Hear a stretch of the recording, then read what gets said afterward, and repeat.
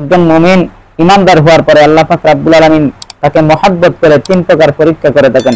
এই তিন প্রকার পরীক্ষার মধ্যে যদি সে কামিয়াব হতে পারে, পাস করতে পারে, তাহলে আল্লাহ পাক রব্বুল আলামিন দুনিয়াতেও তাকে শান্তি দিবেন এবং আখিরাতেও তাকে কামিয়াবি দান করবেন। তিন প্রকার পরীক্ষার মধ্যে প্রথম প্রকার পরীক্ষা হচ্ছে একজন মুমিন হওয়ার পরে তাকে হুকুম আহকাম পালনের মধ্য দিয়া পরীক্ষা করে থাকেন। অর্থাৎ আল্লাহ পাক রব্বুল আলামিনের পক্ষ থেকে যে সমস্ত হুকুম আহকাম নাজিল হয়েছে, যদি একজন মুমিন তার হুকুম আহকাম গুলাকে সহজে বরণ করে নেয় এবং সঠিকভাবে পালন করতে থাকে, যত বড় থেকে বড়, কঠিন থেকে কঠিন হুকুম আল্লাহ পাকের হোক না কেন, যদি সহজে বরণ করে নেয়, নিজেকে আত্মসমর্পণ করে এবং আল্লাহ পাকের হুকুম গুলাকে সে যথাযথভাবে পালন করতে থাকে, তো এই প্রথম প্রকার পরীক্ষার মধ্যে সে কৃতকার্য হয়ে গেছে। সুপ্রিয় দর্শক বৃন্দ, একজন মুমিন হওয়ার পরে আল্লাহ পাক রব্বুল আলামিন তাকে 2 নম্বর যে পরীক্ষাটা করেন, সে পরীক্ষাটা হচ্ছে তার উপর বিভিন্ন ধরনের মুসিবত, বিপদ আপদ এগুলা দান করেন।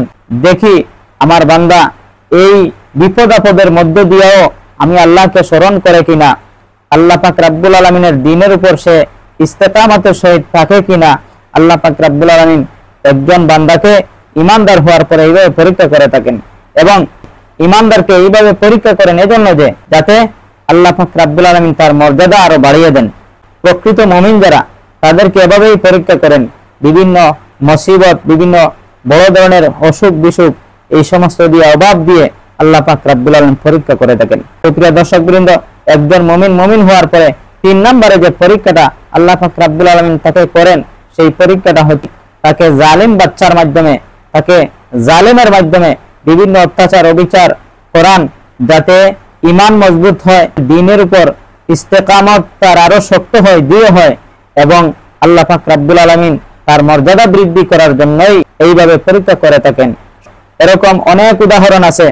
আমাদের আকাবির আসলাফগণ যারা অতীতে বড় বড় বুজুর্গ ছিলেন, তারা দ্বীনের পথে অটল অবিচল থাকার কারণে তাদের উপর জালিম বাদশার পক্ষ থেকে নির্যাতন এসেছে, নিপীড়ন এসেছে, তথাপি তারা দ্বীন থেকে সরিষার দানা পরিমাণও পিছপা হননি এবং তারা হক কথা বলা থেকে বিন্দু পরিমাণও পিছপা হননি।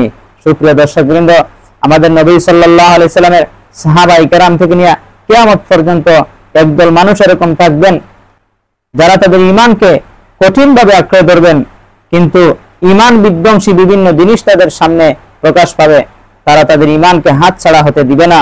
সুপ্রিয় দর্শকবৃন্দ, এই যে আমি বললাম 3 ধরনের পরীক্ষা একজন মুমিনকে আল্লাহ পাক রব্বুল আলামিন করে থাকেন, কেন? মুমিনের মর্যাদা বৃদ্ধি করার জন্যই এইভাবে পরীক্ষা করে থাকেন।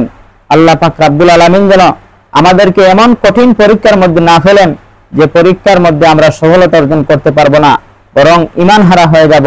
এমন পরীক্ষাই যেন আল্লাহ পাক আমাদেরকে করেন যে পরীক্ষার মধ্যে আমরা পাস করতে পারবো, সফলতা লাভ করতে পারবো। সুপ্রিয় দর্শকবৃন্দ, আমার এই আলোচনাটা যদি আপনাদের বুঝে আসে, তাহলে আপনারা লাইক, কমেন্ট এবং শেয়ার, ফলো না করে থাকলে ফলো করে আমাকে সহযোগিতা করবেন।